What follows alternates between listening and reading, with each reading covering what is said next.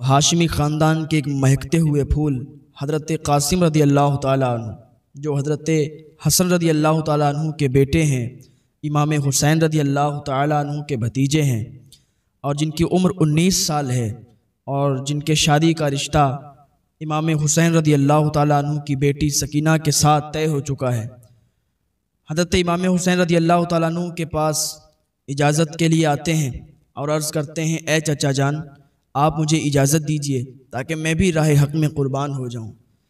حضرت امام حسین رضی اللہ تعالیٰ عنہ فرماتے ہیں، بیٹے تم مت جاؤ، تم ہمارے بھائی کی آخری نشانی ہو، تم میدان کارزار میں مت جاؤ، میدان کربلا میں مت جاؤ۔ حضرت قاسم رضی اللہ تعالیٰ عنہ عرض کرتے ہیں، اے چچا جان، ہمیں میدان کربلا میں آپ جانے دیجئے، اجازت عطا فرما دیجئے، ہم بھی جام شہادت سے سرفراز ہونا چاہتے ہیں۔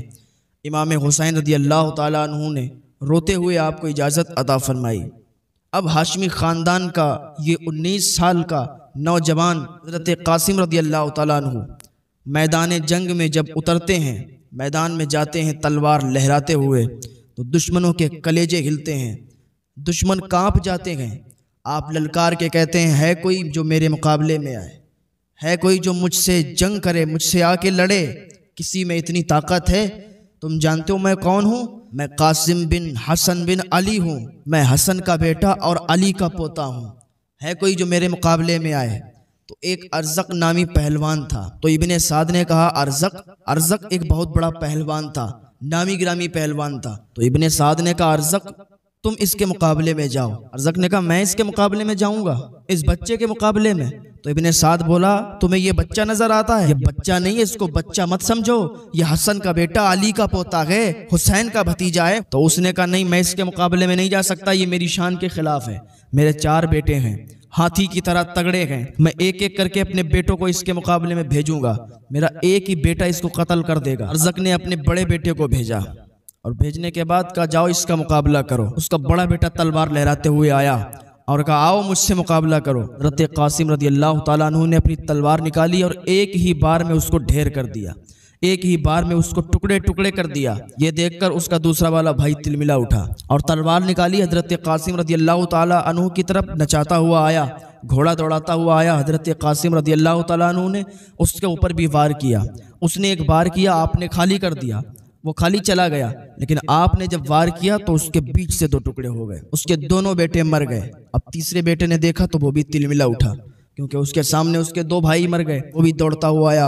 اور تلوار نچاتا ہوا آیا اور کہا، تو نے ہمارے بھائیوں کو قتل کر دیا ہے، اب لے میں تجھے قتل کروں گا۔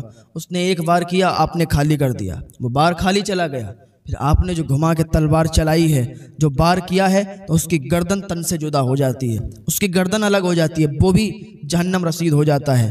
اب اس کے جو چوتھے بھائی نے دیکھا، وہ بھی تلوار نچاتا ہوا آیا۔ حضرت قاسم نے ایک بار کیا تو آپ کا بار خالی چلا گیا، لیکن جب دوسرا بار کیا تو ایسا بار ہوا کہ اس کے سر سے لے کے اور منہ کی طرف سے تلوار نکلی اور وہ زمین پر گر گیا۔ حضرت قاسم نے ایسا تلوار سے بار کیا کہ اس کی گردن الگ ہو گئی، اس کے 4 بیٹے جہنم رسید ہو گئے، اس کے 4 بیٹے مر گئے۔ حضرت قاسم رضی اللہ تعالیٰ عنہ نے اس کے 4 بیٹوں کو جہنم رسید کر دیا۔ اب جب اس نے دیکھا، ارزق پہلوان نے بت تلملایا اور کہا، اب میں اس کے مقابلے میں جاؤں گا۔ حضرت قاسم رضی اللہ تعالیٰ عنہ یہ زرہ بھی نہیں پہنے تھے، ایک پیراہن تھا، ایک کرتا تھا صرف، اور اسی میں وہ جنگ لڑ رہے تھے۔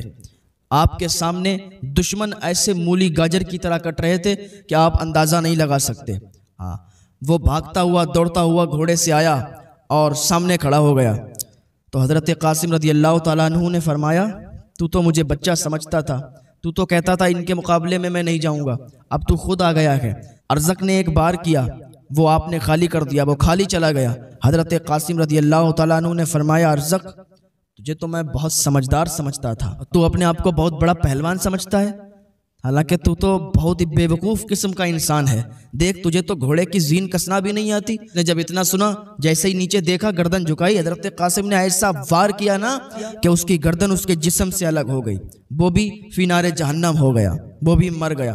اب ابن سعد نے دیکھا کہ یہ تو بڑے سے بڑے نامی پہلوانوں کو حضرت قاسم نے ڈھیر کر دیا ہے، ایسے ان سے مقابلہ کرنا بہت ہی مشکل ہے، اگر ایسے ہی لشکر میں سے لوگ جاتے رہے تو یہ تو سب کو قتل کر ڈالے گا، لیکن اب کیا کیا جائے؟ ابن سعد نے مشورہ کیا کہ ایسے تو اس کو مارنا مشکل ہے، کیونکہ یہ حسن کا بیٹا علی کا پوتا ہے، علی کا خون اس کی رگوں میں ہے، ایسے اسے قتل نہیں کر سکتے، اگر اسے مارنا ہے، اسے شہید کرنا ہے تو ایک جٹ بنا کے جاؤ۔ حضرت قاسم رضی اللہ تعالیٰ عنہ بھوکے پیاسے لڑ رہے ہیں، آپ آتے ہیں امام حسین رضی اللہ تعالیٰ عنہ کے پاس اور کہتے ہیں چچا جان پیاس لگی ہے، بہت تیزی کے ساتھ۔ حضرت امام حسین رضی اللہ تعالیٰ عنہ فرماتے ہیں بیٹے تھوڑا اور صبر کرو، تھوڑی دیر کے بعد تم جام کوثر نانا کے پاس پیو گے جا کے، تم تھوڑی دیر اور صبر کرو۔ حضرت قاسم رضی اللہ تعالیٰ عنہ پھر میدان میں آئے، اب ادھر ان لوگوں نے جٹ بنا لیا، کافی لوگ جمع ہو کے چاروں طرف سے آپ کو گھیر لیا اور آپ کے اوپر نیزے برسانے لگے، تیر برسانے لگے، تلواروں سے آپ کو زخم دینے لگے، تلواروں سے آپ پر وار کرنے لگے۔ حضرت قاسم رضی اللہ تعالیٰ عنہ زخمی ہو گئے، کئی زخم آپ کو لگ گئے اور گھماسان کی جنگ ہونے لگی۔ آخر میں ایک یزیدی شیس بن سعد نے آپ کے سینے پر ایسا وار کیا کہ آپ زمین پر گر گئے اور پکار کے کہنے لگے اے چچا جان ہماری خبرگیری کیجیے۔ حضرت امام حسین دوڑ کے آئے اور آپ کے سر مبارک کو اپنے گود میں رکھ لیا اور آپ کے چہرے سے وہ دھول صاف کرنے لگے۔ حضرت قاسم رضی اللہ تعالیٰ عنہ نے اپنی آنکھیں کھولیں اور اپنا سر امام حسین رضی اللہ تعالیٰ عنہ کی گود میں دیکھا تو مسکرائے، پھر اس کے بعد آپ کی روح پرواز ہو گئی۔ انا للہ و انا الیہ راجعون۔